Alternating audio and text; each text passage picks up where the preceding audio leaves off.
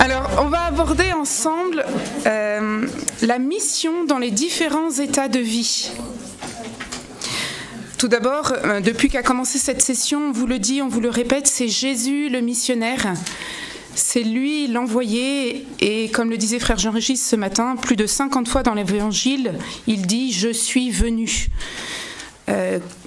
On voit donc que dans la mesure où on est unis à Jésus, c'est comme cela qu'on pourra être véritablement un missionnaire tel que le bon Dieu le veut.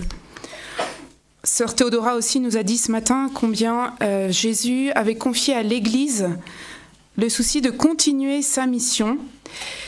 Et vous voyez, c'est très important de voir que tous les membres de l'Église ont part à cet envoi. Frère Claire-Marie l'a dit hier, le Concile Vatican II a voulu particulièrement mettre en valeur que les missionnaires, c'est pas que les prêtres et les religieux et les religieuses. De par notre baptême et notre confirmation, tous nous avons le devoir d'être missionnaires. Mais le catéchisme de l'Église catholique dit bien que tous les membres de l'Église ont part à cet envoi de Jésus, mais toutefois de manière diverse. Et d'ailleurs, le décret sur la mission du Concile Vatican II parle du devoir missionnaire des évêques, des prêtres, des laïcs, des consacrés. Devoir missionnaire. Donc, ce n'est pas une option, c'est Jésus nous le commande. Comme le Père m'a envoyé, moi aussi je vous envoie. En introduction, il est aussi important de dire que, à la suite de saint Paul, qu'aucun membre ne peut dire à un autre « je n'ai pas besoin de toi ».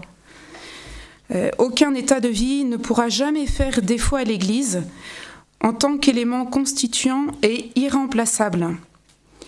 Et le Concile Vatican II nous dit qu'entre tous ces états de vie, il existe une égalité de dignité. Il y a diversité de ministères, mais unité de mission. Et c'est très beau de voir que les différences entre les membres servent l'unité de la mission. C'est pour ça qu'on va voir ensemble quelle est la mission propre de chaque état de vie, parce que plus cette spécificité sera mise en valeur, plus elle sera appliquée et plus elle servira à la mission de l'Église. C'est pas en se copiant les uns les autres selon les différents états de vie ou en faisant ce qui est normalement pour un autre état de vie que l'on va aider le plus l'Église. C'est au contraire en accomplissant sa mission propre qui est irremplaçable. C'est intéressant aussi de voir qu'au début du mois extraordinaire de la mission voulu par le pape François, 3 figures de sainteté ont été mises en valeur dans les 3 différents états de vie.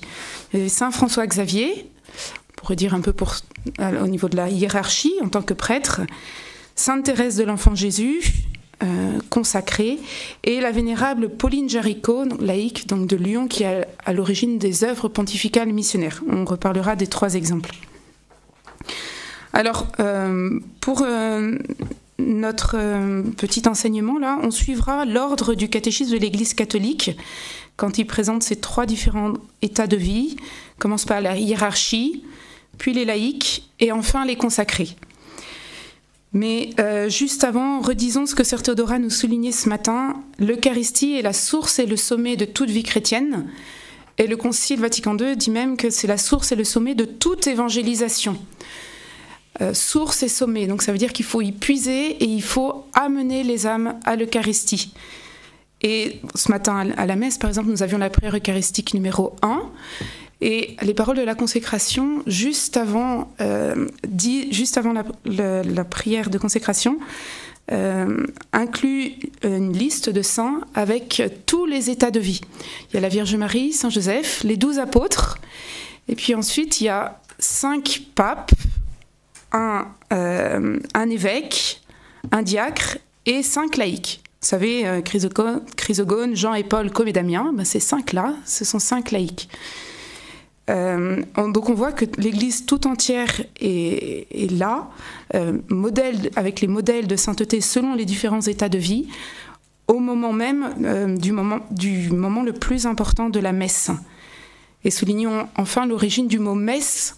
Ça vient de l'envoi de la fin de la messe, ite missa est, donc messe, envoyé, c'est la même mission, la même racine que mission. Donc le lien entre messe et mission est très très très important. Alors maintenant, nous rentrons dans notre première partie, la mission de la hiérarchie. Donc quand on parle de hiérarchie, on pense aux évêques, aux prêtres et aux diacres. Et commençons par citer celui qui est le modèle pour le ministère sacerdotal du monde, le curé d'Ars. Il dit « Le prêtre n'est pas prêtre pour lui, il est pour vous ». Et on va voir combien le ministère propre à la hiérarchie est vraiment un ministère pour le peuple de Dieu, et avant tout. Ça rejoint ce que disait saint Augustin, « Pour vous je suis évêque, avec vous je suis chrétien ». Et le cardinal Sarah, dans son dernier livre, « Le soir approche et déjà le jour baisse », dit que ce que le peuple demande à la hiérarchie, c'est la même chose que les Grecs lorsqu'ils sont venus voir l'apôtre Philippe et qu'ils lui ont dit « Nous voudrions voir Jésus ». Et le peuple de Dieu attend de la hiérarchie qu'il montre Jésus. Vous voyez, le prêtre, pour cela, ne se définit pas par ce qu'il fait, mais par ce qu'il est. Un alter Christus, un autre Christ. C'est pour ça que le curé d'Ars disait « Quand vous voyez le prêtre, pensez à notre Seigneur Jésus-Christ ». Et le catéchisme de l'Église catholique nous dit ceci au sujet des membres de la hiérarchie. Ils font et donnent par don de Dieu ce qu'ils ne peuvent faire et donner d'eux-mêmes. Ils sont entièrement dépendants du Christ. La parole et la grâce dont ils sont les ministres ne sont pas la leur, mais celle du Christ qui le leur a confiée pour les autres. Donc on voit vraiment combien ce sont des êtres pour les autres et que ce ministère qu'ils ont reçu, c'est au service de toute l'Église. C'est pour cela que le catéchisme continue en disant que le prêtre, l'évêque, ne parle pas non en son autorité propre, mais en vertu de l'autorité du Christ. Par le sacrement de l'ordre, ils reçoivent la mission et la faculté d'agir in persona Christi capitis. Tout le monde a fait du latin. Au nom du Christ tête. Alors pour exercer ce sacerdoce ministériel, ils reçoivent ce qu'on appelle les 3 munera, on pourrait traduire par charge ou la triple fonction, d'enseigner, de sanctifier et de gouverner ou régir, si on veut. Et les 3 sont intrinsèquement liés. Alors on va essayer un petit peu de développer chacun des 3. On pourrait le faire avec la liturgie, vous savez, c'est vraiment, elle est très très très pédagogue. Et dans la prière d'ouverture de la messe offerte pour un évêque, elle nous enseigne en une seule phrase le contenu et le but de cette triple fonction sacrée, en disant ceci, donc l'évêque, qu'il instruise ton peuple dans la foi, donc enseigner, qu'il le sanctifie par tes sacrements, sanctifier, et le gouverne selon ta volonté. Alors, développons un peu plus, mais tout est dit, ça c'est sûr. Alors, le premier point, enseigner. Le Concile Vatican II, dans la Constitution sur l'Église, Lumen Gentium, dit que cette charge d'enseigner l'emporte sur les autres. Elle est la toute première et la charge principale des évêques, la prédication de l'Évangile. En effet, nul ne peut être sauvé sans avoir d'abord cru, et pour cela, il faut qu'il y en ait qui aient enseigné. Et le commandement du Christ de prêcher l'Évangile à toute créature atteint les évêques premièrement et directement, nous dit le décret du Concile Vatican II sur la mission. Alors, le cardinal Sarah, toujours dans son dernier livre, soulignait combien dans la primitive Église, les évêques passaient l'essentiel de leur temps à enseigner. Et cela nous a valu tous ces très beaux textes que nous avons pour l'office des lectures, qui sont des trésors. Soulignons aussi que Jean-Paul II, lorsqu'il a mis en place les JMJ, a confié aux évêques la charge d'enseigner. Les temps de catéchèse sont faits par les évêques. Maintenant, le deuxième point, sanctifier. Donc, la liturgie nous dit qu'il les sanctifie par les sacrements.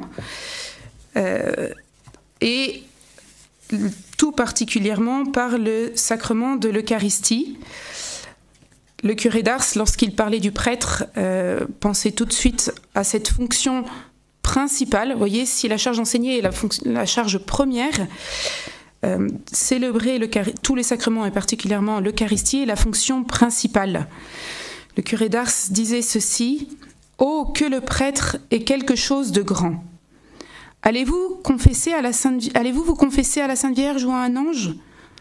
Vous absoudront-ils? Vous donneront-ils le corps et le sang de notre Seigneur? Non. La Sainte Vierge ne peut pas faire descendre son divin Fils dans l'hostie. Vous auriez 200 anges là qu'ils ne pourraient vous absoudre. Un prêtre, tant simple qu'il soit, le peut. Il peut vous dire « Allez en paix, je vous pardonne ». La Sainte Eucharistie contient tout le trésor spirituel de l'Église, et c'est pour ça que toute la tâche apostolique de la hiérarchie est liée à l'Eucharistie et ordonnée à elle. Lorsque le prêtre célèbre l'Eucharistie, il donne à l'Église sa perfection. Un adage des pères dit « L'Eucharistie fait l'Église, l'Église fait l'Eucharistie ». Le prêtre est à ce moment-là en communion avec le Christ tête, c'est là où il ne fait plus qu'un avec Jésus, et il amène les autres à être en communion aussi avec Jésus. Dans cette fonction principale, c'est l'œuvre de notre rédemption qui s'accomplit, et c'est pour ça que c'est si important. Soulignons aussi que le prêtre doit apprendre aux chrétiens à offrir la victime divine au Père dans le sacrifice de la messe, et à faire avec elle l'offrande de leur vie.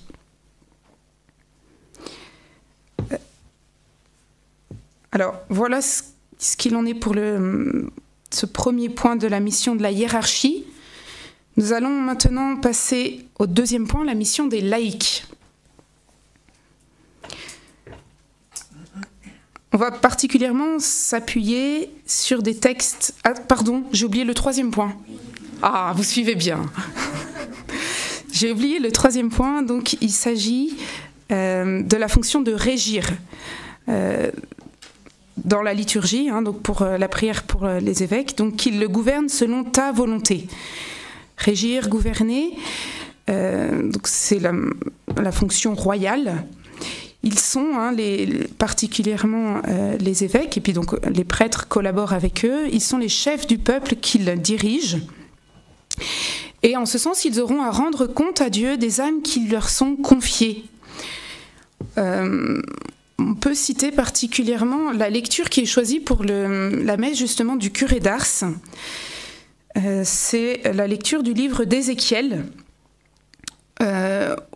où Dieu dit à Ézéchiel « Fils d'homme, je fais de toi un guetteur pour la maison d'Israël.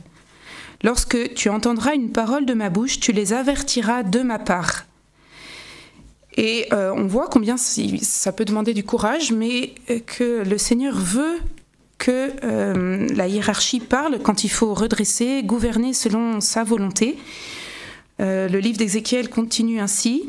« Si tu avertis le méchant et qu'il ne se détourne pas de sa méchanceté et de sa conduite mauvaise, lui mourra de son péché, mais toi tu auras sauvé ta vie.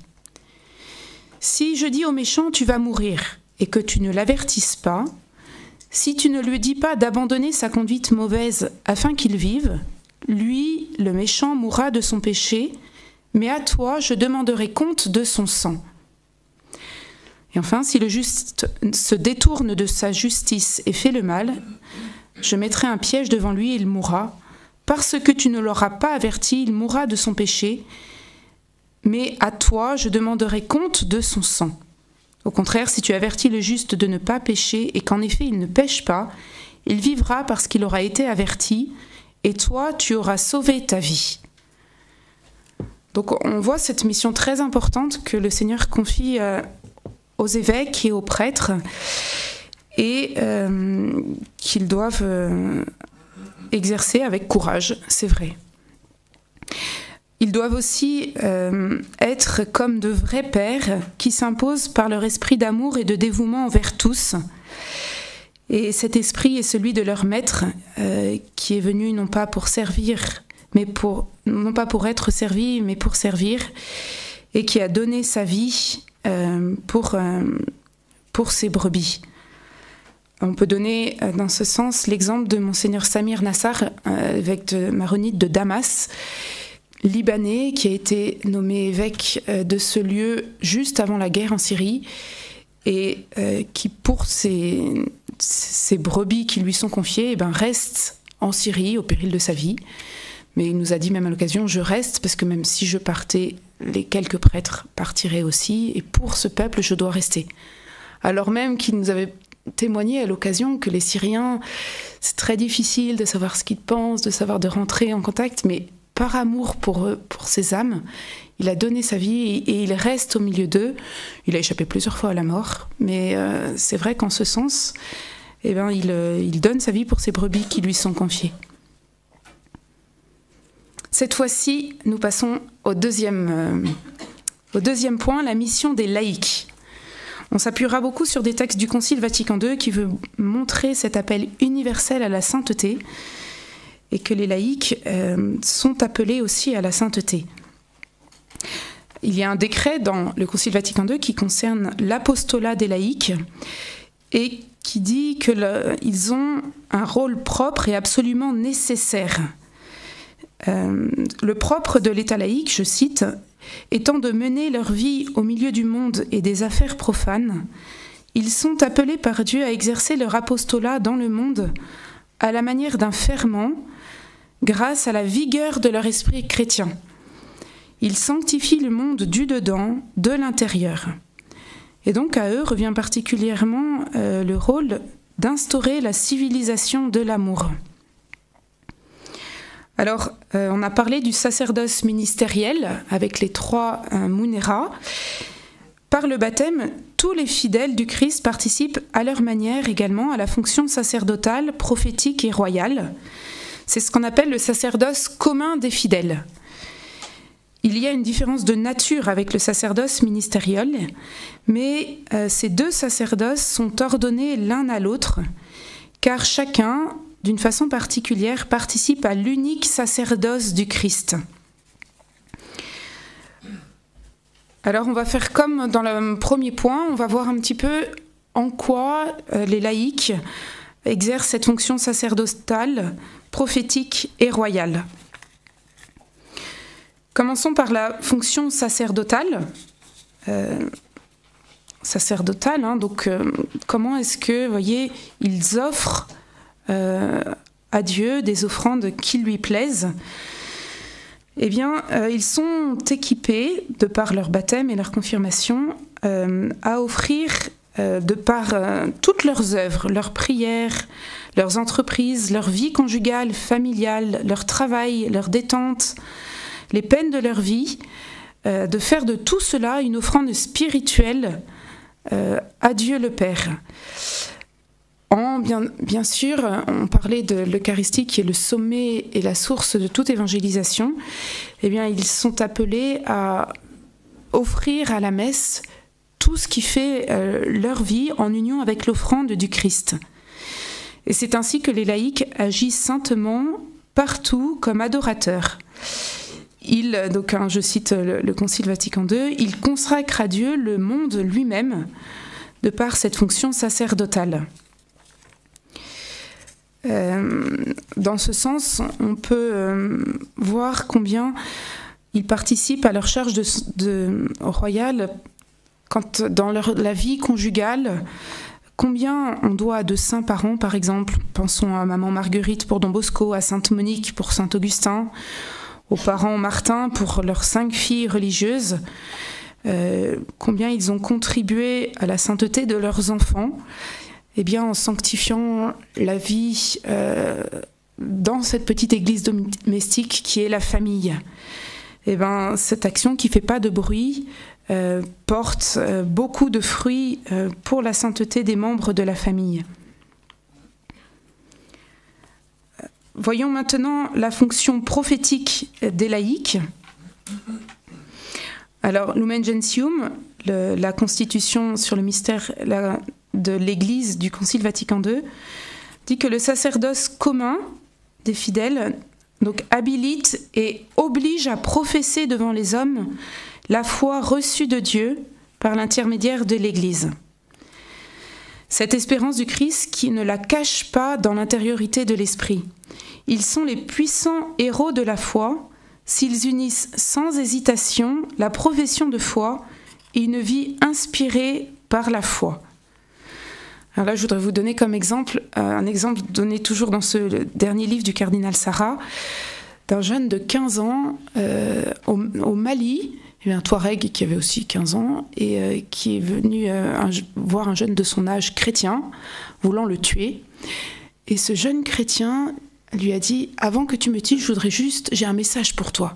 Jésus t'aime. » Et bien ce Touareg, ça fait volte-face, il est parti dans l'autre sens, il s'est converti et même il a été obligé de fuir son pays, parce que sinon, à cause des persécutions. Et ce petit message que le chrétien avait pour lui, eh bien, heureusement que ce jeune chrétien de 15 ans le lui a dit. Mais vous voyez, ils sont les puissants héros de la foi, et bien ça se manifeste d'une façon très concrète par des témoignages nombreux de laïcs qui n'ont pas peur de témoigner de leur foi. Je pense aussi à un jeune garçon qui, à l'école, avait le courage de faire son bénédicité dans la cantine. Eh bien, il a obtenu qu'un autre vienne le voir, dit « Mais qu'est-ce que c'est ? Qu'est-ce que tu fais ?» Et il lui en a parlé, et ben, ce deuxième a demandé le baptême. Après, ils étaient deux à faire leur bénédicité. Mais sûrement qu'il lui a fallu du courage, mais on voit combien c'est des actes qui n'ont l'air de rien, mais sûrement de par le courage qu'ils prennent, eh bien, ça obtient beaucoup de grâce. Alors,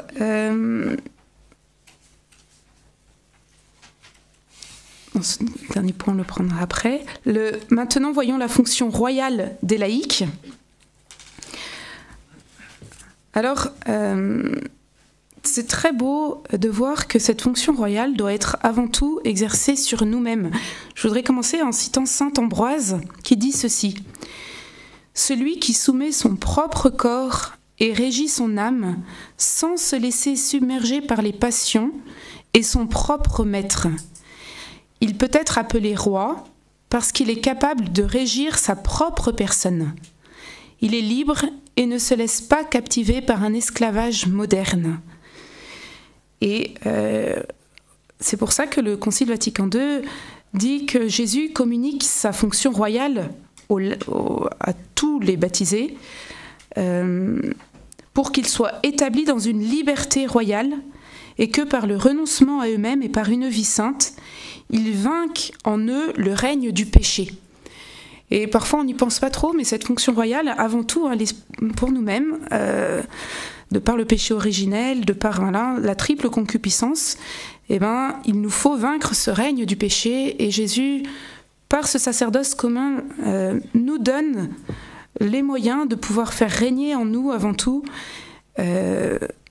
être nous-mêmes, capables de régir notre propre personne et ne nous laisse pas esclaves du péché. Ensuite, cette fonction royale s'exerce aussi en servant le Christ dans les autres. Servir, c'est régner, et c'est aussi ainsi que l'on exerce cette fonction royale.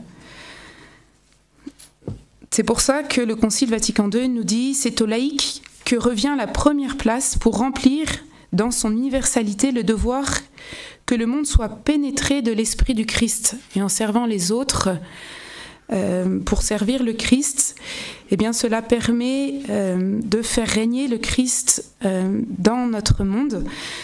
Un petit fait est assez éloquent. En juillet dernier, le Mexique a donné comme journée des laïcs la solennité du Christ roi de l'univers. Eh bien, ça nous montre combien les laïcs ont cette mission de faire régner Jésus dans toutes les couches de notre société et dans tous les milieux de notre société.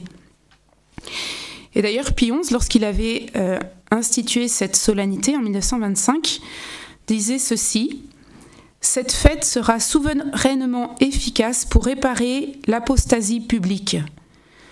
Beaucoup ont relégué le Christ en marge de leur vie, à commencer par les baptisés eux-mêmes. Donc, il disait ça en 1925. Je ne sais pas ce qu'il dirait aujourd'hui.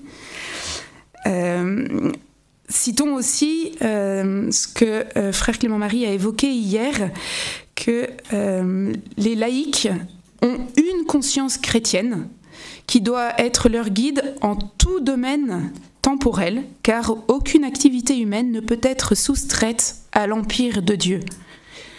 Et c'est vrai qu'on peut penser à Sainte Jeanne d'Arc, aux saints époux Martin, qui avaient comme devise « Dieu premier servi ». Eh bien, ils exerçaient ainsi magnifiquement cette fonction royale de faire régner Jésus dans toute leur vie.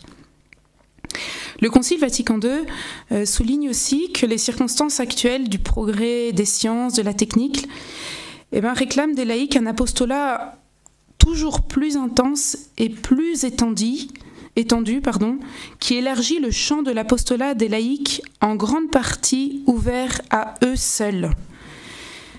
Et il faut qu'ils exercent à cœur cette mission de faire régner l'Esprit du Christ dans tous ces nouveaux domaines de développement. Alors, un point aussi important pour les laïcs, dans leur devoir missionnaire, est de développer en eux-mêmes et chez les autres la connaissance et l'amour des missions en tant que telles. Et pour cela, c'est très bien, par exemple, tout ce qui est les bulletins de l'aide à l'Église en détresse, qui permettent d'avoir régulièrement des nouvelles de l'Église dans le monde.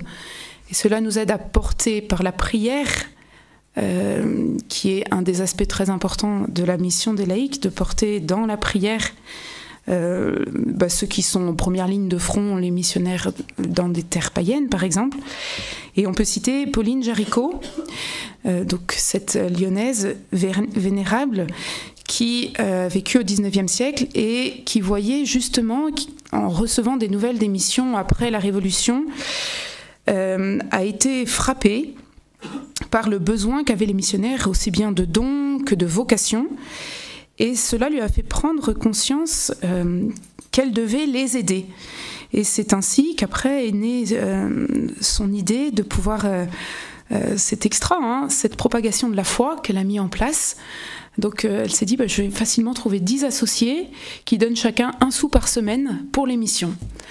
Et puis après, elle a fait des chefs de dizaines, donc elle trouvait 10 personnes qui étaient capables elles-mêmes de trouver 10 personnes qui pouvaient donner 1 sou pour les missions par semaine. Et c'est ainsi qu'est née l'œuvre de la propagation de la foi. Les OPM actuellement, les œuvres pontificales missionnaires en sont issus. Et actuellement, ils aident 900 diocèses de par le monde entier. Vous voyez, ceci est né à partir du fait que les nouvelles missionnaires ont touché Pauline Jaricot. Le devoir missionnaire des laïcs aussi, en plus donc, de faire l'importance d'offrir des dons de toutes sortes pour les missions, est aussi de faire naître des vocations dans leur propre famille, dans leurs écoles, dans leurs associations catholiques. C'est le décret sur l'apostolat des laïcs qui le souligne. Et donc, même par exemple pour les familles chrétiennes, de ne pas simplement demander au bon Dieu d'appeler des vocations dans les familles d'à côté. Alors, pour terminer cette deuxième partie, juste un exemple qui montre bien d'ailleurs l'importance de la collaboration des missions de la hiérarchie et des laïcs. Ce qui s'est passé en Corée. L'évangélisation de la Corée est très très intéressante et assez unique. À savoir qu'au XVIIIe siècle, cette évangélisation a commencé par les laïcs eux-mêmes, qui, rien qu'avec un fascicule, des livres sur les chrétiens, ont réussi à connaître le christianisme. Et quand ils ont pu, il y en a un d'eux, donc ils ont choisi de vivre suivant l'évangile, sans être baptisés, sans avoir vu aucun prêtre, aucun religieux. Mais dès qu'il a été possible, l'un d'eux est allé à Pékin pour se faire instruire, pour recevoir le baptême. Et il est revenu dans son pays et il a baptisé un petit groupe. Et en moins d'1 an, il y avait comme ça 1000 baptisés. Il n'y avait encore aucun prêtre venu. Alors au bout d'un moment, on voit là aussi l'importance de la hiérarchie. Ils se sont dit, mais il faudrait un prêtre, il faudrait quelqu'un qui... Alors celui qui avait été à Pékin dit, si, moi je vois bien, il y avait un évêque, des prêtres, bon écoutez, on va élire. Alors ils ont élu des prêtres, puis ils ont élu un évêque. Puis au bout d'un moment, ils avaient un peu des doutes quand même sur la validité de leur affaire. Alors, quand il y a eu l'occasion de nouveau, c'était une fois par an, qu'il y a un lien avec Pékin, ils ont demandé à l'évêque de Pékin, qui de fait leur a dit « bah oui, non, ça marche pas ». Mais c'est très beau, l'évêque de Pékin, peu de temps après, a envoyé un prêtre chinois pour la Corée. Donc pendant 10 ans, ils ont tenu sans aucun prêtre. Et ce prêtre, après, on voit tout de suite la mission très importante du prêtre pour servir la sainteté de tous les membres de l'Église. Il passait un peu dans toutes les communautés chrétiennes qui étaient ainsi développées pour principalement prêcher la bonne nouvelle et donner les sacrements. Et il exercera 6 ans, après il mourra martyr en Corée. Alors abordons le 3e état de vie, les consacrés. 2 points très importants sur la place des consacrés. Donc, le catéchisme de l'Église catholique, quand il parle des consacrés, de la vie consacrée, compare à un arbre avec de multiples rameaux. Quand on pense aux ermites, aux contemplatifs, aux missionnaires, aux instituts séculiers exactement, il y a une multitude de rameaux de cet arbre.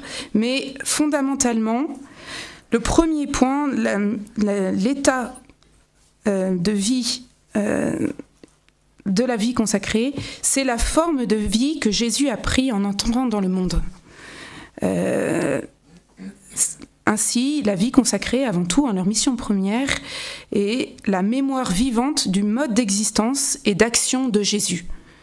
C'est lui le consacré par excellence, et la caractéristique des consacrés est leur conformation spéciale au Christ, pauvre, chaste et obéissant. Alors, pour cela, plus fervente est leur union à Jésus par cette donation d'eux-mêmes qui embrasse toute leur existence, plus riche est la vie de l'Église et plus féconde son apostolat, nous dit le décret sur la vie religieuse du Concile Vatican II. Il est intéressant de voir dans la constitution du Concile sur le mystère de l'Église la place qu'ont les religieux.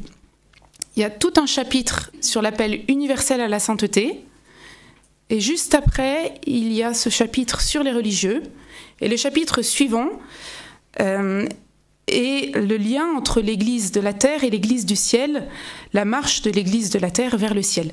Et cela nous montre combien les religieux doivent être un signe éclatant du royaume des cieux. Pour cela, les 3 vœux professés pour suivre plus librement le Christ et l'imiter plus fidèlement, en sont un témoignage. Et ils permettent aussi au monde d'apporter un remède contre la triple concupiscence, et c'est une anticipation de la vie du ciel. Prenons-les chacun l'un après l'autre. La pauvreté. La pauvreté, on voit combien c'est un remède contre le désir de posséder, et que cela rend témoignage à la face du monde que posséder Dieu est la vraie richesse. La chasteté, elle, est un remède contre la recherche des plaisirs et éclaire que l'on est en attente des cieux nouveaux et de la terre nouvelle.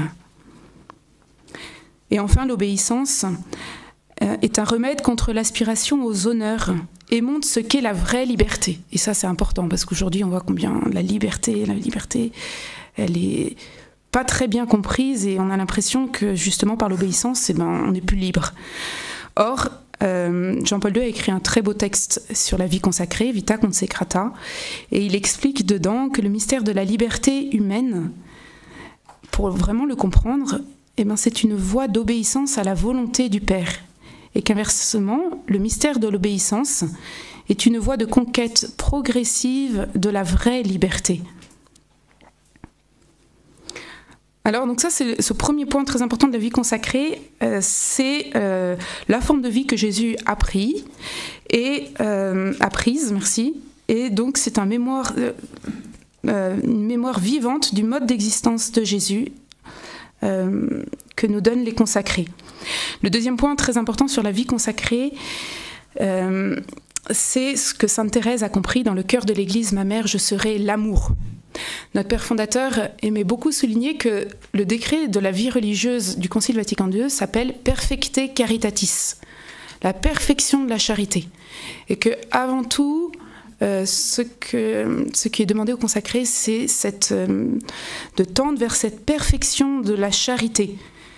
Le Concile nous dit la vertu de charité qu'ils sont tenus de pratiquer de façon plus parfaite du fait de leur vocation, les pousse et les oblige à un esprit et à un travail vraiment catholique, donc missionnaire. Vous savez tous ce que disait Sainte Thérèse, hein, elle aurait voulu, et ça nous montre la beauté de la mission de chaque état de vie, faire toutes les missions. Je vous la cite, « Je voudrais parcourir la terre, prêcher ton nom et planter sur le sol infidèle ta croix glorieuse. Mais, ô mon bien-aimé, une seule mission ne me suffirait pas. Je voudrais en même temps annoncer l'Évangile dans les 5 parties du monde et jusque dans les îles les plus reculées.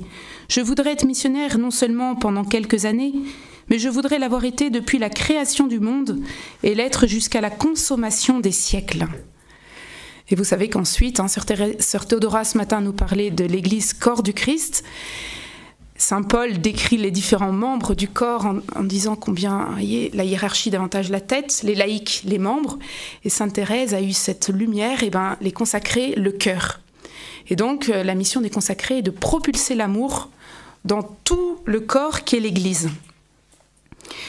D'ailleurs, même Sainte Marie-Madeleine de Pazzi a eu une fois une vision, c'était une mystique, une religieuse. Elle voyait Saint Louis de Gonzague, qui était un modèle de vie religieuse, au ciel très élevé en sainteté. Et elle a demandé à Jésus, mais comment il a fait pour avoir cette si haute sainteté ? Et Jésus a répondu, il a essayé de m'aimer tel que personne encore ne m'avait autant aimé. Et vous voyez, cette course à l'amour, stimule et oriente particulièrement la mission propre aux consacrés, même si tous on est appelés à la perfection de la charité.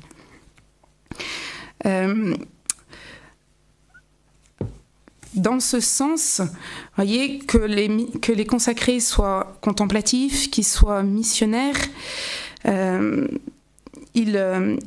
tous, ils ont dans toutes leurs actions les plus ordinaires, d'y mettre un amour extraordinaire, comme le dit Sainte Thérèse, rend leur vie féconde. Et particulièrement, c'est pas tant dans les actions d'éclat qu'ils réalisent le plus leur mission, mais c'est plus dans leur vie cachée avec le Christ pour Dieu. On peut citer pour cela, par exemple, un évêque de Pékin, Monseigneur Favier, mort en 1905, qui disait « Je veux des trappistes. Je sais quel secours apportera aux missionnaires l'existence d'un monastère fervent au milieu de nos pauvres Chinois. » Et plus tard, il disait « Nous avons enfin réussi à pénétrer dans une région jusqu'à ce jour inabordable. J'attribue ce fait à nos chers trappistes. » L'importance des consacrés dans l'Église, on le voit aussi, par exemple avec Mère Teresa. Jean-Paul II, dans les endroits où il ne pouvait pas aller, disait à Mère Teresa « Vous êtes mon ambassadeur ». Et elle pouvait pénétrer et porter l'Église dans des endroits où lui-même, Jean-Paul II, ne pouvait pas aller. L'importance aussi de l'offrande de la vie des religieux se voit avec ce petit exemple relaté par saint Alphonse-Marie de Ligorie. C'était un prédicateur qui parlait très bien, sûrement, et qui apprit par révélation que le fruit de ses travaux était l'effet non de sa parole à lui, mais des prières d'un petit frère servant qui se tenait au pied de la chaire. Alors, oh là là, alors la conclusion.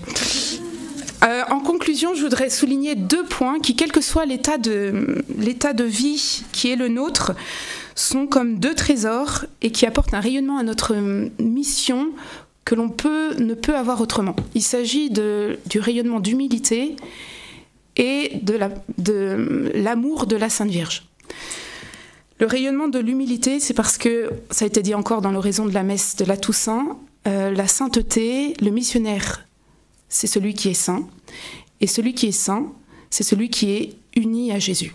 Et Jésus, il est doux et humble de cœur, donc par raisonnement A plus B, il faut être humble pour être missionnaire, pour être saint.